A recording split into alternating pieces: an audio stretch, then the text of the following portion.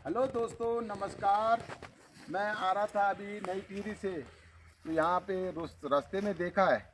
यहाँ तो बहुत सुंदर, देखो आपको तो पता ही है, देखा होगा जंगल हमारा, कितनी अच्छी वादियाँ हैं, कितना अच्छा जंगल है यहाँ जो है। तो याद आया कि ये मुंडके जैसे ये है ना, लकड़ी के ये मुंडके जो हैं, पहले इनको हम लोग, ये भी अब शांत हो गए होंगे बेचारे, पहले इनको तोड़ते थे, कोलाड़ी से फाड़ते थे, इनके हम छिलके बनाते थे, लकड़ी का काम ये भी आते थे पहले।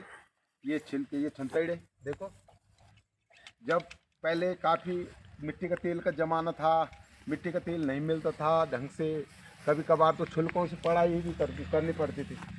लाइट की तो कहीं बात ही नहीं थी, लाइट तो खैर दूर दूर तक नहीं थी, कहीं कहीं होगी। जो बड़े बड़े शहर थे, टिहरी वगैरह, ये जैसे बड़े शहर थे, वहाँ तो लाइट होगी। लेकिन जैसे गांव में, हमारे गांव में बहुत देर में लाइट आई, तो उसकी याद आई कि यार देखो, पहले हम इन छिलकों से, इनके छिलके ये तोड़ते थे, इनको फाड़ के उसके नीचे दली बोलते थे, दली छिलके ना, ये देखो काले काले हो रहे हैं। तो इनको कुल्हाड़ी से फाड़ के और फिर लकड़ी जलाने के काम, जैसे आग जलाते थे, आग जलाने के काम में ये छिलके आते थे, फिर लकड़ी जला जला के एक, बहुत उस टाइम दोस्तों बहुत परेशानी थी। देश इतना मतलब वो नहीं था, आधुनिक नहीं था, कुछ नहीं था हम लोगों के पास, खाली लकड़ियों से, हमने लकड़ी देखी है कि लकड़ियों से रोटी बनानी है। आज तो सरकार ने काफ़ी सुख सुविधा कर दी, घर घर सिलेंडर, घर घर गैस हो गए हैं। नहीं तो आज दोस्तों ये जंगल इतने सुंदर जो लग रहे हैं, आज ये भी ना होते, क्योंकि हम लोगों ने रोटी तो सब नहीं खानी थी। तो इस वजह से पर्यावरण सारा ख़त्म हो जाता है, लकड़ियाँ, जंगल, ये सब काट काट के लोग, जब इन मंडकों को नहीं छोड़ते थे ये नीचे, तो ऊपर जंगल तो खैर कहाँ से होने थे।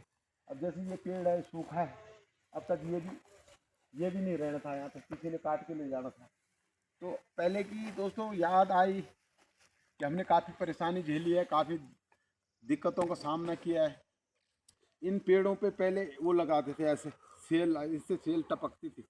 ये जो जंगल, ये पेड़ जो कटे हुए दिख रहे हैं आपको, ये जो आदि छिलके वाले, ये देखो ये पेड़ हैं बड़े वाले, इनमें वो लगाते थे पहले टीन, और टीन ड्रम वो भर जाते थे इसके इसके रस से, सेल से। और वो काफ़ी लिस्सा बोलते हो, लिस्सा से, तो लिस्सा हमारे जो है फिर बिकता था, उससे प्लास्टिक बनता, दाना बनता होगा, कहीं कुछ बनता होगा, कहीं बोलते थे उस टाइम, कोई जूते बनते हैं उससे, लिस्से से, कोई कुछ बोलता था, कोई बोलता तारपीन का तेल बनता है।